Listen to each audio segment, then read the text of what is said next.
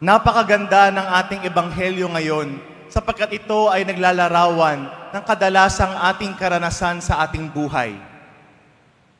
Sumama si Jesus sa buhay, sa bangka ng mga alagad.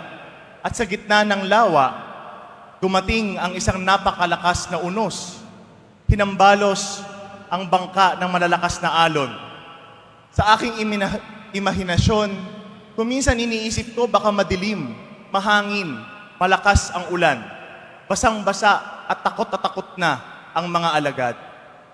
Mga kapatid, sa ating buhay, maraming pagkakataon sa ating buhay na tayo ay binabayo ng napakalakas na alon ng kahirapan, ng mga utang na hindi natin kaya bayaran, mga masasakit na relasyon, mga pagkabigo at pagkakanulo sa ating mga kaibigan.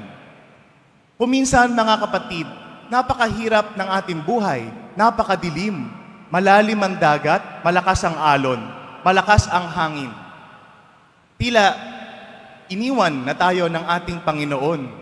Pero sa ating ebanghelyo ngayon, ano ang sinasabi ng ating Panginoon?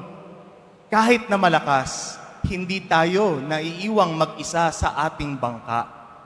Hindi kailanman tayo iniwan ng Panginoon sa ating mga karanasan sa buhay.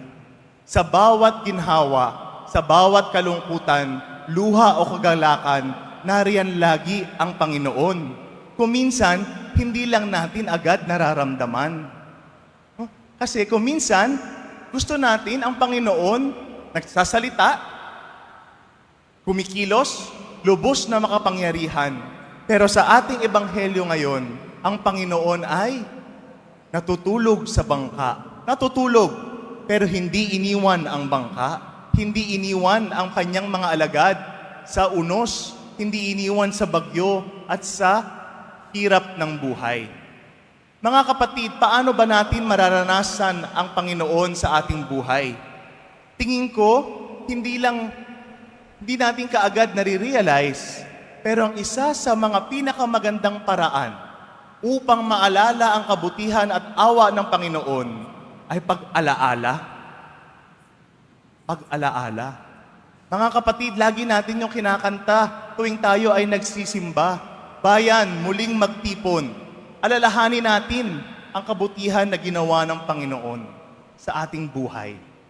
Diyan, nagsisimula ang pagpapasalamat kung tayo ay marunong umaalala sa kabutihan ng Panginoon. Mga kapatid, sa misang ito, nais kong alalahanin ninyo, ano ba ang mga kabutihan, awa, pagtangkilik at paggabay ng Panginoon sa inyong buhay? Panahon na akala nyong wala ng pag-asa, pero naroroon ang Panginoon nagsasabing meron pa. Mga pagkakataon na akala natin wala na, pero sinasabi ng Panginoon, meron pa. Mga kapatid, dito sa harap ng imahe ng Poong Nazareno, marami tayong dala-dalang mga panalangin. Marami tayong mga dalang-dalang problema. Kuminsan gusto nating sumuko na. Pero anong inaanyaya sa atin ng ating Panginoon? Huwag kakalimutan. Siguro sinasabi ng Panginoon sa atin ngayon, kailan ba kita iniwan? Kailan ba nakaranas ng dilim, ng alon, ng lindol sa buhay? Kailan ka nag-isa? Hindi naman tayo iniwan ng Poong Nazareno nung tayo ay nahihirapan. Siguro mga kapatid, hindi lang to basta isang biyaya sa atin. Ito ay isang tungkulin din. Kung paano tayo ginabayan ng Panginoon sa ating buhay, kung paano niya tayo minahal, kung paano niya tayo inalalayan, binigyan ng liwanag sa dilim. Ganon din dapat ang ating pakikitungo sa ating kapwa. Kung paano naging mabuti ang Diyos sa atin, ganon din sana tayo sa ating kapwa. Mga kapatid, naalala ko nung ako ay inassign bilang assistant chaplain, guest chaplain sa Bilibid, doon nakilala ko ang maraming mga kapatid nating nabilanggo. Pero hindi ko doon nakita ang kwento ng kadiliman. Hindi ko doon nakita ang kwento ng kasalanan o sakit o hirap ng buhay. Nakita ko doon ay kwento ng pag-asa at walang hanggang katapatan ng Diyos sa kanyang bayan at sa kanyang mga anak. Hindi iniiwan ng Diyos ang kanyang bayan. Hindi iniiwan ng Diyos ang kanyang mga anak. Kung tayo hindi iniiwan ng Diyos, sana wag natin iwan ang mga tao na mahalaga sa atin. Kahit masakit sa ulo, kahit minsan nakakairita, kahit minsan parang gusto ko nang sukuan, wag nating iwanan, kundi tulungan palalo upang mas maging mabuti ang kanyang buhay, upang maalalayan at mas mapalapit pa sa ating Panginoon.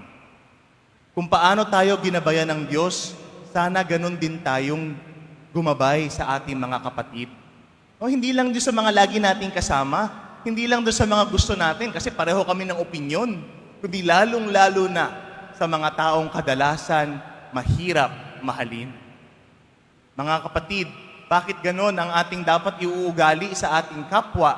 Kasi ganon ang naging ugali ng Diyos sa atin. Mga kapatid, tingin ko yan ang aral ng ating ebanghelyo ngayon. Huwag matatakot sa unos, alon at bagyo o lindol ng ating buhay. Kahit hindi natin nararamdaman ng malakas na malakas ang presensya ng Panginoon, ang mahalaga, kasama natin siya sa ating buhay na binabayo ng malalakas na alon, nililindol, nahahanginan. Yan mga kapatid, ang ebanghelyo natin ngayon. Yan ang mabuting balita. Kahit anong dilim, kahit anong sakuna, hindi tayo iniwan. Sana ganon din tayo sa ating kapwa. Sana maging presensya, maging daluyan tayo ng pag-ibig, pag-asa, at pagmamahal ng Panginoon para sa iba. Amen.